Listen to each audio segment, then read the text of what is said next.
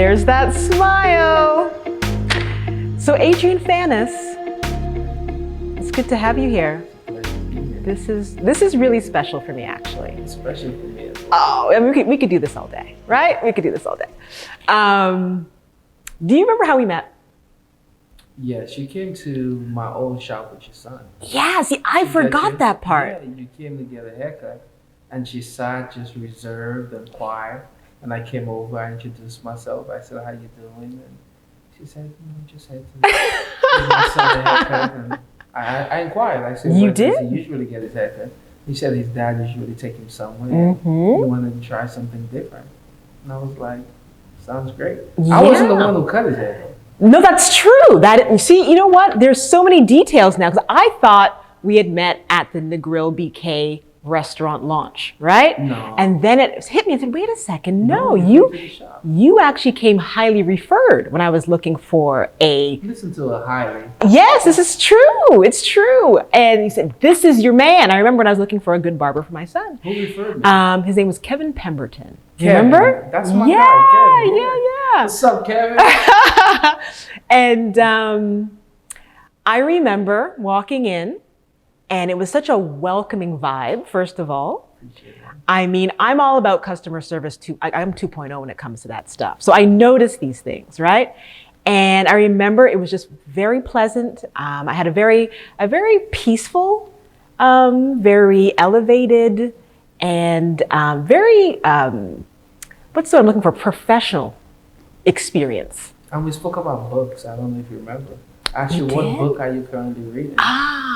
And that was another thing too. So you could tell you truly listen. Even if there were 10 people in the room, it felt like I was the only one there, even though I was the only one there. Yeah. But drink in hand, I mean, it was just so lovely. But you could tell you really took time to get to know me, you know? And my son, you were very gentle. And yeah, so that blew me away. So then our paths crossed like a year later. Yeah. And then the rest is history. Yes. Right? And now you've become a very integral part of my life. I appreciate that. Yes. So for those who don't know the backstory on this show, right? So I'm a vision board girl. And I remember I was looking at this image for about a year, of this woman doing fitness, right? Okay. And then, like I said, like a year later, these white letters just popped off the page and they said, "What gives you life?" And I was like, wow, I never noticed these words before, but I said, that's a really powerful question. It is. And do you remember? I mean, this is about 2 years ago. Yeah, you told me, Adrian, you have this concept you'd love to execute. You said it's sketchy, and I said that's a good thing. And you said it's what gives you life. And you said I'd like you to be a guest on the show, and you spoke it into existence. Yeah. And I said to you that it's already done. Just write it, and whatever you need from me, I'm going to be at your disposal. And here we are. And here we are, like this. That's why this is so special to me. Because do you remember it went from a blog? Yeah. Remember we were just kind of brainstorming? Yeah, you wanted to do Instagram posts, pictures, and then it evolved to like, Dionne, why don't you like do video to it? This is what happened. Like this is why this is here today. So I had to acknowledge you. I appreciate and there was no other person that would be more fitting to be on the first episode of my inaugural. So yeah. Just want to say thank you again. You're welcome. So Adrian, I've already kind of given the gist, but you have this warmth. You have a lushness. Lushness. Yes, there's a lushness. You have a magnetism.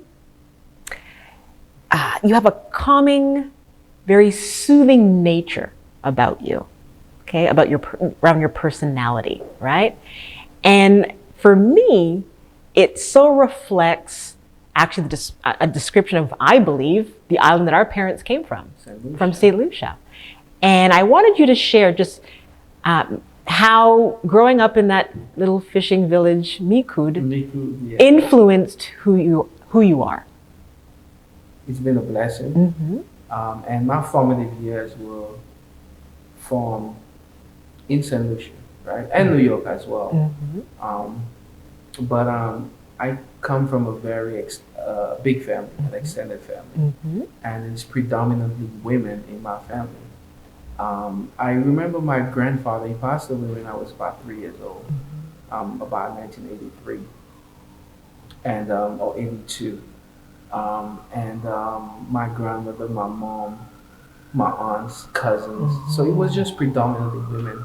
And just being surrounded by that, their strength, their resilience, their patience, their sacrifice, their love, their vulnerability, their humanness, and their honesty in terms of who they were, and being able to just see them evolve along the way. My little brother was born when I was 17 years old, and I think my mom at the time was just my age right now, 39. So perspective is important. So at an age where I thought my mom was old when I was 17, 18, that age. That seemed old back then, right? Yeah, but it just gives me a greater appreciation for everything she endured and molded me. We've just taken on so much. And so growing up in St Lucia, you grew up in a community that was just very humble. It's a very simple life, and it's a simplicity that most people just subscribe to. You go to school and you go to A levels and become a doctor, a lawyer, a banker, teacher man, policeman. But I wanted a different path, and I was a dreamer.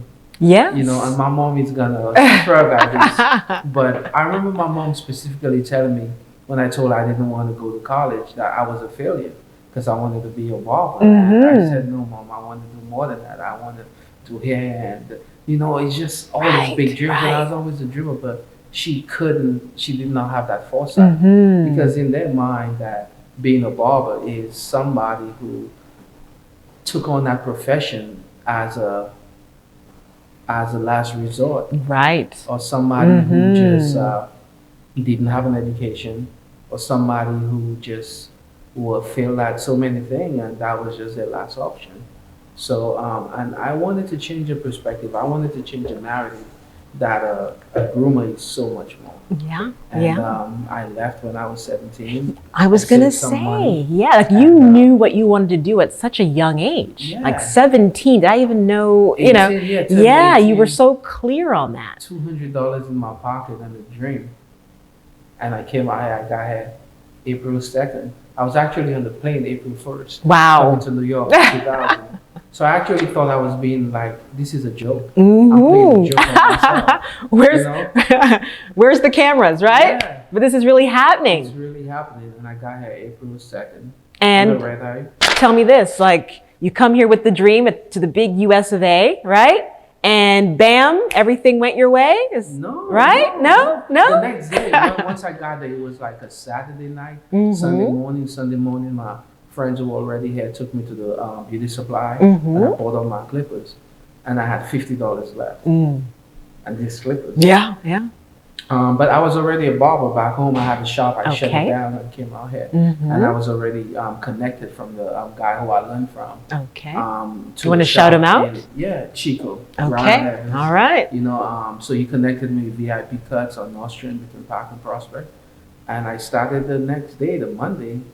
And it's been a roller coaster, though. My first week, I made $250, right? Yeah. So my mindset has always been, in that first week, I made $50 more than I came with. Okay. So everything else have been extra. Right. So everything I've done, everything I've accomplished, if I have to walk away from it today or tomorrow, I know it's gonna be okay. Yeah. I know it's gonna be okay. But it's been challenging, and I'm very appreciative for my sister when I moved out here. My sister she had given birth, and she had a 2-bedroom, and her son's room, she gave it to me, and I stayed there for like a year and a half, 2 years till I got my own place.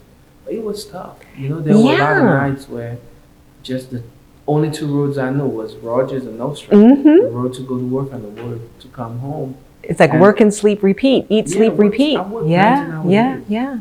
And how long did you do that for? I did that for a few years. Yeah. So I just want to make sure we're just kind of putting things in perspective for people that yes, you come with the dream, but it comes with work. You've got to put it in. It was very challenging, and it's like one of the hardest lessons in life is to learn which bridges to cross and which bridges to burn. Yeah. And along the way, you just have you got to cross so many bridges, and some bridges you have to burn. But that actually brings me to my next comment and question for you, because what I've noticed about you is that you, from what I gather, you're very intentional about the decisions you make. Like you actually make them from a very foundational place, like your true core values and beliefs around humanity. And as you said, I've been there now for some of the challenges that you talk about. But when it comes down to those decisions, it really, from what it looks like to me, it comes from those core values and beliefs that it looks like your mother and your grandmother instilled in you around humanity. You saw something in the barbering space that didn't sit well with you. And that was really the driving force of how you wanted to create your business. Yeah, in a lot of ways, right? Barbering space. But my mom was the manager for a company. And, you know, they were very into agriculture and farming. And sometimes she would just be proactive and take the trucks and make deliveries to different hotels and just seeing her interactions with people. My grandmother was what you call a speculator. She'd go back and forth from St Lucia to Martin, buying goods and selling it. But one of the things, the greatest thing I noticed about my mom was that she, even if she conducted business with people, her interaction with them was not transactional. And I vowed to myself that I don't ever want to provide a service that's just transactional. There's a human part of it. Yeah. You know, and also our home was kind of like a melting pot of so many different people. Family members would come over and people in the community that my mom and my family would help and take care of. And just that human part of it, I just feel that it's just part of me. It's how I was raised. And just seeing people as more than just a projection on a pie chart or a graph or statistics or just money or earnings, income, profit and loss, but just seeing the humanity in them, you know, and being able to cultivate in them more than just a conversation that's very surface, mechanical. Hey, how you doing? Where you from? And all right, cool. What kind of haircut you want? And send them on their way. Right. You could really spark in somebody. You could light a spark in somebody that could be a dynamite, you know, at that end, that they've just been hesitant about lighting. I love that. I love that. Ignite that, the head of that dynamite, and when it explodes or implodes, it could just, the remnants of it could just touch so many lives. It's rippling. And it's rippling, you know, and just being that spark that could change a generation. And understand we all have a social responsibility to not only make this world a better place, but by making the world a better place, you make people better, and you help them be better, see their true potential. So for me, it's just being at my core to always incorporate that in everything I do. Well, it shows. I mean, if you haven't scrolled onto Adrian Fanus's Instagram, so many magical moments, so many touching moments, freeing moments, emotional, could even be tearjerker moments, you know, but there is so much human connection on in terms of what you do, and it shows, you know, in your images and your video. I like the fact that, again, what you stood for was a big driver as to what you wanted to create in terms of inclusion when it came to your customers. Most definitely, and also the dream, it changes and it evolves. You adopt a certain way or mindset of thinking based upon other people's ideals and other people's values, and you never really sit with yourself and question, why am I this way? And I remember a situation, right, that was really like altering for me, where this young guy from the community who was gay came to my shop, and I told him I'm not cutting his hair, you know, because he's gay. Right. And I remember just being so pleased with myself about that. That I was relaying that exchange with an older gentleman who came and got his haircut. And he said, what the F does his life have to do with you giving him a haircut? Yeah. And I was taken aback. Like, put ego aside. My ego was bruised, but I was like, you know what, he's kind of right. I mean, it's, the fact that we have these elders, we need to glean from them. They've been on this earth a few more years than us. So I'm glad you were able to actually, because I mean, I don't know how old you were at the time, but there's a lot of young, a lot of young people wouldn't even take that in. But that's right before I moved to the States. But once I started working at that shop, a lot of the guys who came to the shop were gay. I became friends with a few of them. And you know, and just talking to them and seeing life through a different lens and hearing their stories, again, it just really allowed me to connect with their humanity and who they were as people and be like, okay, you know what? You respect me, I respect you, your lifestyle is not my lifestyle, but we could be friends because we have so much in common and understanding that somebody's sexual preference is just a small part of who they are in the grand scheme of things. So that really changed my perspective. Just being friends with guys like Courtney who passed away, and they were just so good and so solid in my life. And I just saw them people more than just their sexuality. So that changed my perspective. So much so that when I left VIP and I went to Levels Barbershop, right? And then being that I made everybody feel comfortable, but then I started developing a big gay following. People started calling me the gay barber. Yeah, they say, wow. It's, I didn't read that. Anyway. They started calling me the gay barber. But it just got to a point where I still, was just so fixated on what people think and their mindset. And, I remember I had one experience on the train that changed me, right? I was walking down at Franklin Avenue to take the train over to Clinton, Washington to my client, to the barbershop. And I had my hoodie on. It was kind of like in the winter time. And I saw one of my clients in the train station early morning. It's packed with people, and he's gay, he's flamboyant and stuff. And I walk right past him. I'm like, man, I don't want these people to think I'm gay talking to this guy. And then I stopped and I was like, that's your friend, that's your client. And I took my hoodie and I went back, and of course he was like, and I heard him and we spoke on the train, and I was just like, you know what? It doesn't matter what people think. And that just really changed my mindset and my perspective that I'm not just gonna allow myself to succumb to any of that nonsense anymore and just be myself. And that has just really helped me a lot and just molded me to who I am today. Well, when you know who you are, you can't exactly, and you can't just, when you stand for something, you can't fall for anything, right? So, says a lot about who you are. You opened up that barbershop eventually. Yes. You wanted to create this luxurious experience, right? Non-transactional, right? You could have relied on the Manhattan address. You could even have gone to Brooklyn Heights or something. You decide to go against the grain and open up in front of the projects in Clinton Hill. Have you always been someone who goes against the grain? And what were you thinking in the middle of a recession? Well, when I opened that shop, right, my first shop in St Lucia, there was a picture of, in the shop, cut out from one of the magazines, and it was a picture of Puff Daddy and Mace. And I said, I'm going to cut those guys one day. I'm going to cut people like this one day. And so for me, coming to America was already going against the grain and going against that trajectory of what my mom wanted me to do. Again, when I told the guys, they asked me why I'm opening the shop, and I said I'll be Calvin Franklin, and they laughed. They said, oh, it's next to LG, and then I added insult to injury by telling them, well, there's not going to be no signs. It's going to be on the third floor walk-up. And they're like, that's not going to be prosperous. You don't have any signage outside or no cars. And then they're like, it was 2009, in the middle of the recession. And then I was doubling up on prices, for my own shop. So they were just like, everything was just going against me, but they couldn't see what I saw. But that's when you know you're on the right path.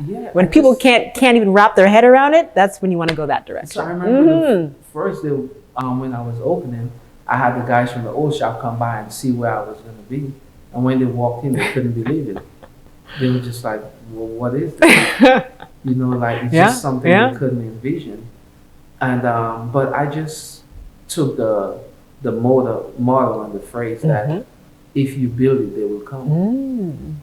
And like people, like if a food is good, people travel to different countries for food. You will find that hole in the wall, right? Yes, I'm like, if I'm in Brooklyn, I'm offering a premium and a unique service. There's a community and a demographic of people who want that service where they don't want to deal with the barbershop banter and they want to come in and have somewhere that's exclusive and private and an appointment maybe be home at a decent time. Yeah, and that was over 10, 11 years ago. So I just trusted my gut and went for it. Yeah, and you built this thriving business. You built a strong team, a solid clientele, a celebrity clientele, may I add. I mean, Idris Elba, you might know him, maybe. And Adrian's very humble. So I had known him for a while before I even knew some of his clientele.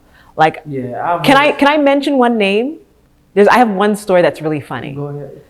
I hope it's okay if I mention it. We can always edit it out. But I'm a Damien Escobar fan, okay? And I remember I had to go to DC for a conference. And I remember letting you know. And when I get home to New York that night, I'm going to a Damien Escobar concert. So anybody doesn't know who he is, Google him. What's up, Damien? Oh, he's this most amazing violinist, okay? But he'll do all the contemporary, I mean, he has his own stuff, but he'll do all the songs you know and love. I mean, it's just the emotion. He's amazing, okay? And so I get to the concert and I'm like, Adrian, I don't even know why I'm sharing with you that day. Because I guess you said, Dionne, I have some ideas for restaurants that you can check out because he's a foodie. We'll find that later. And as I sit down, he's ready to come out, Adrian sends me a pic of him hanging out with Damien Escobar. Well, Damien is a friend. Yeah. You know, so, like, but that was hysterical. Like Idris Elba, I worked with Idris Elba, and I worked with Chris Brown. And that was a groomer for the guys from the New York Knicks, and the guys from the Bulls, Grand Hill. Right. But the mindset have always been for me is that everybody's important. Yeah. You know, so that's why sometimes I kind of cringe a little because everybody's important and just making everybody feel special is just the goal and not just one isolated group of people. Yeah. But just making everybody as a collective just feel as important and as beautiful as they are. Oh, and it's working for you. So don't change a thing. So Adrian, can you please share that moment when that young boy who came to New York with $200 in his pocket and a pair of clippers got the call from Forrest Whitaker that I've been nominated for an Oscar and I'd like you to cut my hair and I'd like you to come to LA, not only cut my hair, but to attend? Well, this is my philosophy. I've always been. Everybody knows somebody who knows something. 7 degrees of separation, right? So if you wanted to get to, say, Oprah Winfrey, you might know this guy who knows this lady, you know, a friend of this person who knows Oprah, right? Oprah. So for me, like at the time, right, a client of mine who I cut, Adrian Crimson, a friend, he was the hairstylist to Forrest's wife. Okay. And Forrest was in town and needed a groomer, a barber, and it was a few months, you know, and he told me Forrest Whitaker and stuff, and I got excited because I love challenges. Yes, right? oh, yes, look at your face light up. He was just prepping me. Forrest don't talk much, he's very quiet, and he needs a haircut, you know. So I went to the hotel and stuff, and how you doing, sir? And he said, good, how you want his haircut? He told me, and I said to myself, I'm gonna give him such an amazing haircut that he's gonna want me to cut his hair for the Oscars. That's the only thought I had in mind. Yes. You know, I gotta impress this man, so I cut his hair, pull out the razor, lined him up and stuff. And the room I was cutting his hair was like dimly lit. And he went to the bathroom mirror to check out mirrors in it. They have better lighting. And he came out and he was he said it's good. And I was like, in my mind, it's good. It's great. It's actually but fantastic. I didn't say that, right? Yeah, he said it's good. You know, he said, I like it. It's good. Mm. And Forrest didn't give me much. Yeah, man, a few words. And I was like, okay. So I, we parted ways and said bye and stuff. And I went back to my life. And every day I'm like, yo, he's going to call me, he's going to call me. And then I got a call like, hey, Forrest, how much will you charge to come out to LA and cut Forrest for the Oscars? Wow. And I'm like, man, listen. Come on. I wanted to say come on. I give them my rate and they said, okay. And got me the ticket and stuff. And I was in LA. Man. And I had this aha moment when I was at the Vanity Fair after party. Mm-hmm. And I like the way he just dropped that. Okay, yes, go ahead. Yeah. So it's like Forrest is there, and Oprah came in with Gail, and then we had John Voight and Jamie Foxx, and Puffy was there. Mm-hmm. Just a bunch of people, right? And I just went to the restroom, and I just put some water on my face. And I just looked in the mirror and I was just smiling from ear to ear. I can imagine. Yeah, we made it. Mm-hmm. I just yes, felt so good. And everybody coming up and introducing themselves. And a lot of people were like, they thought I was Forrest's son. I mean, there can be a little resemblance, those sleepy eyes a little bit, right? A lot of people thought I was his son going to the different parts. I remember we went to one mansion and the bed in the room was 2 king-size beds put together. Yeah. And a bunch of people laying down there, and I was just like, this is happening. Mm-hmm. This is sensory overload.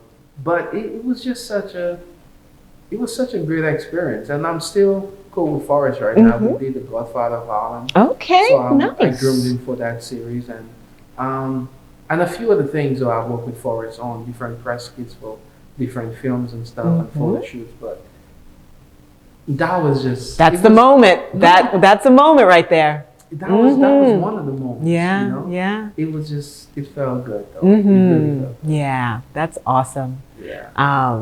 You mentioned your work has appeared in several popular movies, TV shows. You've appeared in several magazines. I mean, you've traveled the world. You are a husband. You are a father of 2 beautiful boys. But when I ask you, my friend, what gives you life? What gives me life is being of service, being able to serve people, whether it's with a haircut, whether it's a kind word, whether it's my cooking, or photography, or providing counsel, but just the ability to serve. I think that's the highest calling. There's a quote from one of the books by a famous philosopher, Khalil Gibran, which I love, and he says that they lay before us the gifts of gold and myrrh and silver and ruby and wine, and we lay before them our hearts. Yes, they deem themselves the host, and we the guest. And that's something that's really resonated with me, that once you lay your heart before somebody, you're always the host. Always. And it's just the highest human calling to serve. And to serve without expectation. And to just serve from a genuine place. And just making sure that each life you touch, you just do your best to make it a little bit better. Just a little bit better. And that's what gives me life. Oh, that's beautiful. Beautiful. Thank you. Speaking of serving, you didn't mention your cooking, but anyways. I guess that's my next question for you. So, actually, no, before I go there, because you had a trying moment not too long ago, where, as you said, you love to sew into people, right? And you had this amazing team that you would actually call your family, that at one point decided to to up and leave and do their own thing. And I remember that was a tough time for you. And I just wanted to kind of just understand from you, so where do you pull from when life hits you with a ton of bricks? I have a powerful support system. Mm-hmm. A beautiful wife who supports me. Mm-hmm. I have family members and friends who just be by my side, and a lot of people who've been an anchor in a place of just reasoning, a voice of reasoning, and I'm grateful for that. Mm-hmm. My mom, my best friend. I have a lot of amazing people, Mm-hmm. men and women in my life. I have a community. At the end of the day, right? It does take a village. We don't grow in isolation, Yes, right? I have a tribe, Mm-hmm. and so being able to pull from them, and it's life is important. Life is interesting because you don't know what you don't know, right? Mm-hmm. And so for me, is that a lot of times we're grateful for the accolades and stuff, Mm-hmm. but sometimes the certificates and the degrees and stuff, but we're not grateful for some of the teachers, Mm-hmm. and there are so many teachers in life, and you need to appreciate all of them. And in Mhm. life and in time, you get a paradigm shift Mm-hmm. where you understand that you need to go through what you go through. Mm-hmm. And it's such a aha moment Mm-hmm. when you realize that in the grand scheme of things that it was all necessary It's all to get you to where you are on this point. Mhm. Think of, we live in a metropolis like New York City, right? Mm-hmm. And say you take the train at Clinton and Washington Mm-hmm. and you're going to the Central Park. Mm-hmm. Think of the 20 people who get on the train with you at Pemberton, Washington. How many of them are going to be with you throughout the whole ride? Right. And it's such a metaphor for life that Mhm. people are going to come in and out of Mhm. your life at certain Mhm. junctions, at certain stops. Yeah. Some people you may have a conversation with, and some people may be with you throughout the whole journey. But even when you get there, you may make that left to Central Park, and then you make a right to go to a different Yeah. place. Mhm. And just understanding that in life, you just have to be grateful for it all. Yeah, for it all. I even say it every day, even the challenges along the way that make me stronger. So even when there's challenges, those are some of your biggest teachers. That's where you have the most definitely. growth, Most actually. definitely. And they usually say the bigger the challenge, the bigger the blessing. Yeah. So with that, I remember that was a tough time for you, but then lo and behold, I'm watching Adrian, and I'm watching you, and I'm watching you.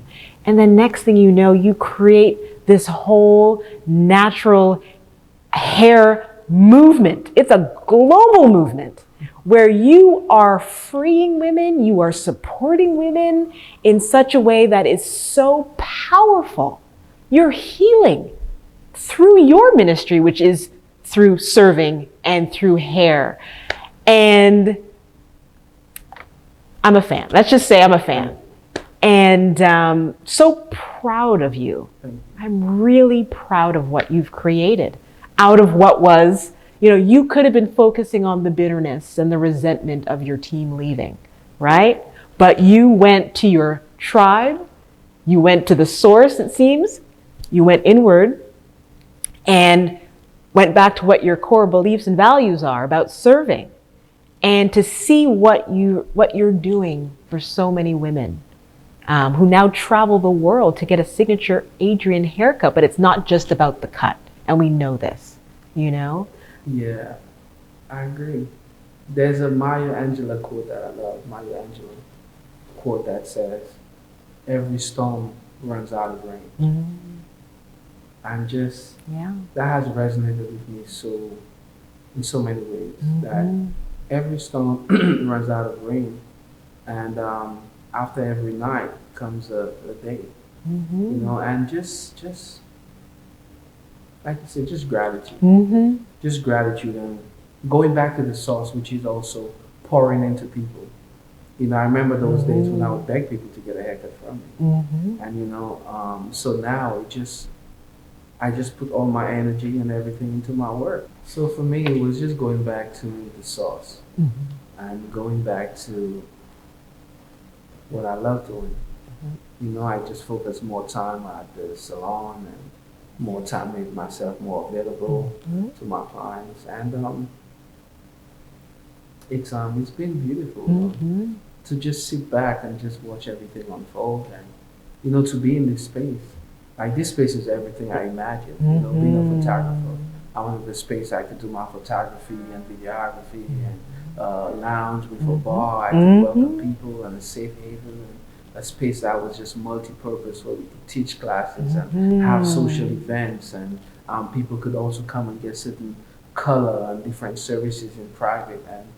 And I would always even laugh and say, you know, I want a space where I have an elevator that opens into it. And I got all of that. I'm telling you. You know, so to have this space to be almost 4 times the size of my previous space at the game, doing this, you know, like a lot of people may not know this, and I'm going to be transparent with you. About this time, August, maybe like a little more than a year ago, you know, a lady came to the shop to get her hair done with her friend, and there was a knock at the door.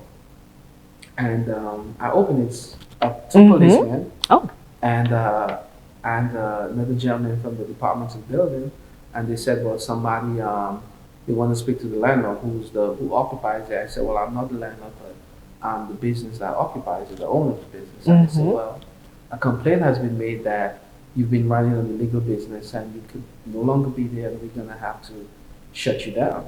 We're going to have to issue a vacate order, and you have like 30 days to leave. So we went back and forth with the city, and it was just hell. Wow. But ultimately, I had to leave. Yeah.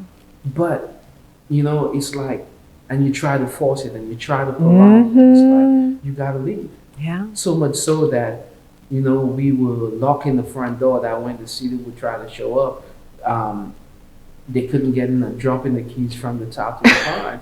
Because you just don't want to, they said the marshal is going to come and just shut you down. And nothing was working. Everywhere we went to, every space we saw, it was just like, we won this space, and there were spaces that were available next door. You know, a new construction, and we would get the turnaround, or they would reject us. And, you know, it was just getting frustrated. Emotionally, it was exhausting. And, you know, you still got to perform, cut people head, smile.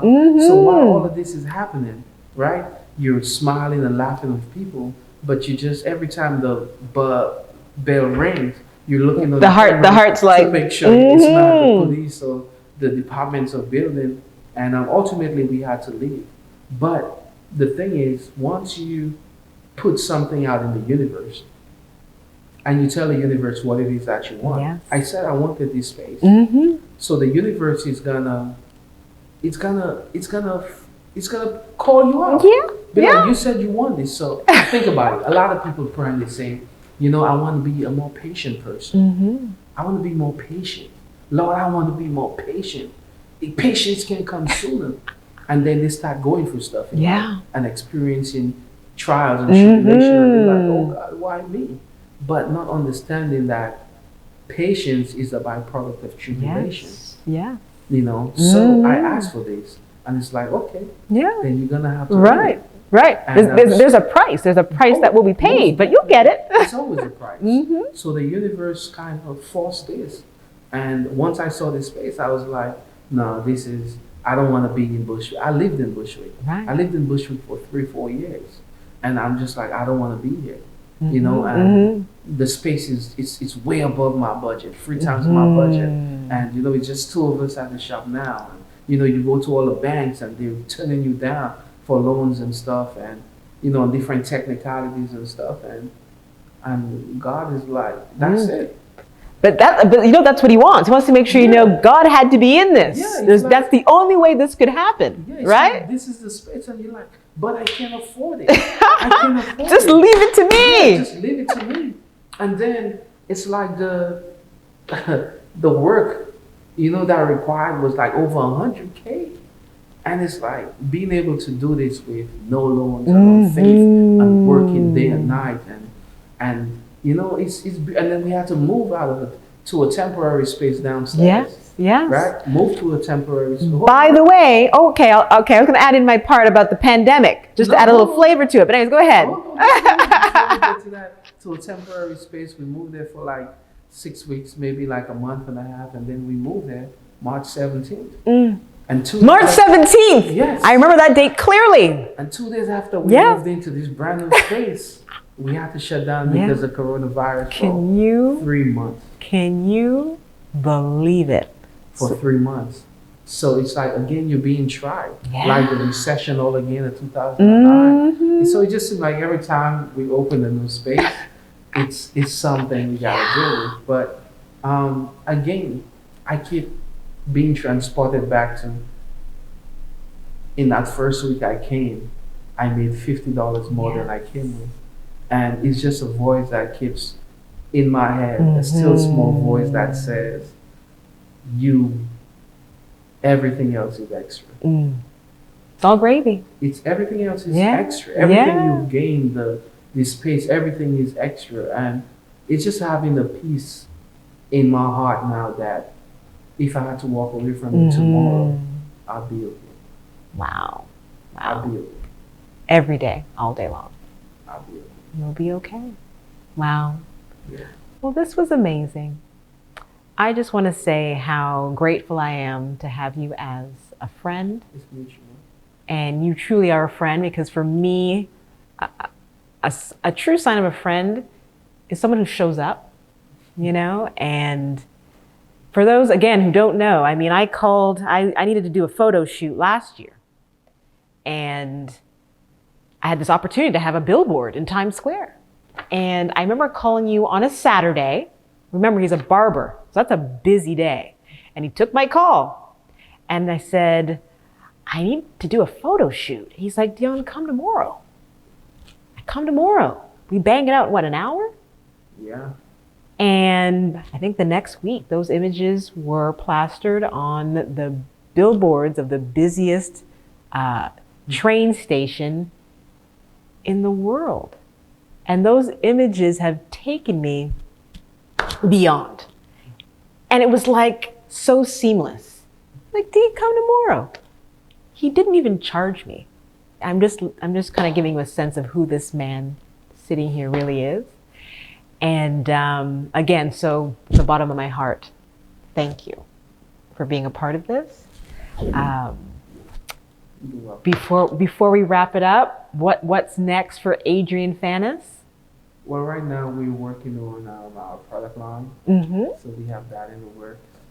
And the goal has continued to be to open salons in every major metropolis. So New York, LA, London, Tokyo, maybe Bangkok. Okay. You know. Nice. But to groom the next generation of men and women who are gonna be at the forefront of this industry and grooming, and just kind of training them and emptying myself of everything I know into them, and just being excited about what they're gonna do in the future. This sounds like you're in legacy work mode. Like this is that legacy phase, right? Because we don't want this to die off with you, right? You've got to pass the baton, if you will. Yeah. And where can the people find you?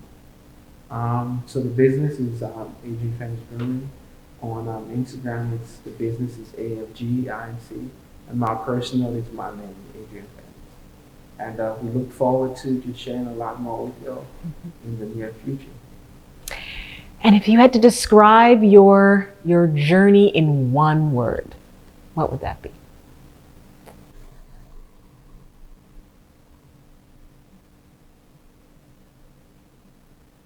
Persistent.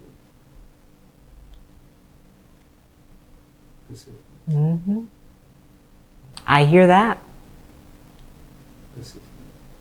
Well, thank you, Adrian. Keep persisting. Keep persevering. The industry, the world. We need you.